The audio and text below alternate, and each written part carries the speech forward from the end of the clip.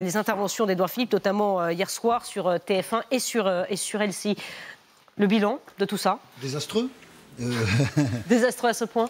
Oui, c'est désastreux parce que le gouvernement est tout seul. Donc c'est désastreux pour le gouvernement. C'est pas la faute d'Édouard Philippe qui a été plutôt bon hier soir. Je vous propose d'écouter un passage avec Gilles Boulot sur TF1.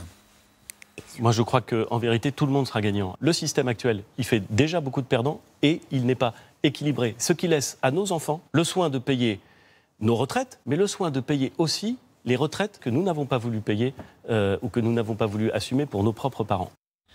Le ton était bon, pas agressif, assez pédagogue. Il avait des mesures à présenter, Édouard Philippe, c'est-à-dire quand même l'indexation des retraites sur les salaires plutôt que sur l'inflation, ce qui, pour les retraités, va être important dans les années à venir. Augmenter le salaire des enseignants, la pénibilité dans la fonction publique. Enfin, il y a eu beaucoup de choses dans cette réforme et du coup, Édouard Philippe avait un discours. Mais le bilan est désastreux parce que...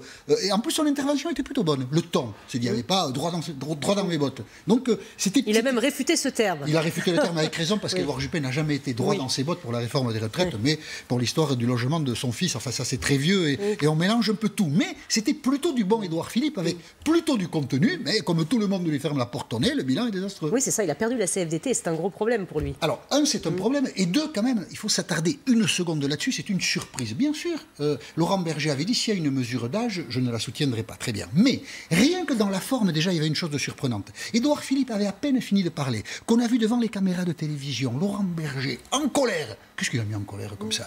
Claquer tout de suite la porte, c'est insupportable, une ligne rouge. Je n'ai pas le souvenir de l'expression ligne rouge dans la bouche de Laurent Berger. Je ne suis pas catégorique, mais il faudrait vérifier. Alors évidemment, Laurent Berger donne le ton. Du coup, il rejette toute la réforme, alors que c'est la CFDT qui a voulu la réforme à point. Au moins, Philippe Martinez est cohérent depuis le début. Là, il y a un changement de ligne brutal à la CFDT qui va faire que la CFDT va se retrouver avec la CGT dans la manifestation mardi prochain. C'est quand même du jamais vu depuis longtemps. Je ne sais pas comment les militants de la CGT accueilleront ceux de la CFDT, mais à mon avis, ce ne sera pas cordial. Hein. Bon, alors que va-t-il se passer? Il y a moyen de débloquer la situation ou pas? Alors la situation, il y a 4 scénarios pour aller des plus crédibles, parce qu'il va bien se passer quelque chose à un moment, hein, au plus farfelu.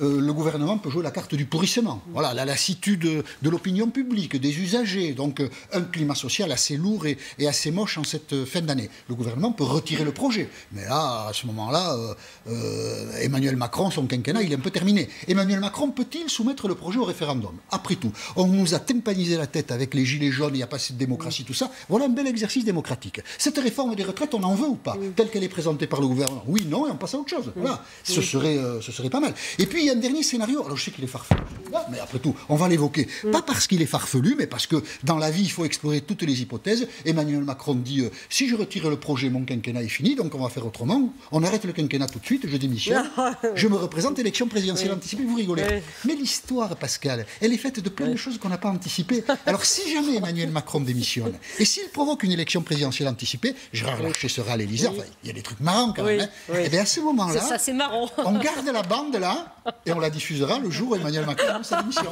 Et on dira, putain, il avait prévu les bons. On n'y est pas encore, je suis d'accord. Hein. Non, on n'y est pas encore. On vous rassure ce matin, effectivement, ce n'est pas la première option qui est sur la table. Nous sommes d'accord, n'est-ce pas, Jean-Michel? 6h57.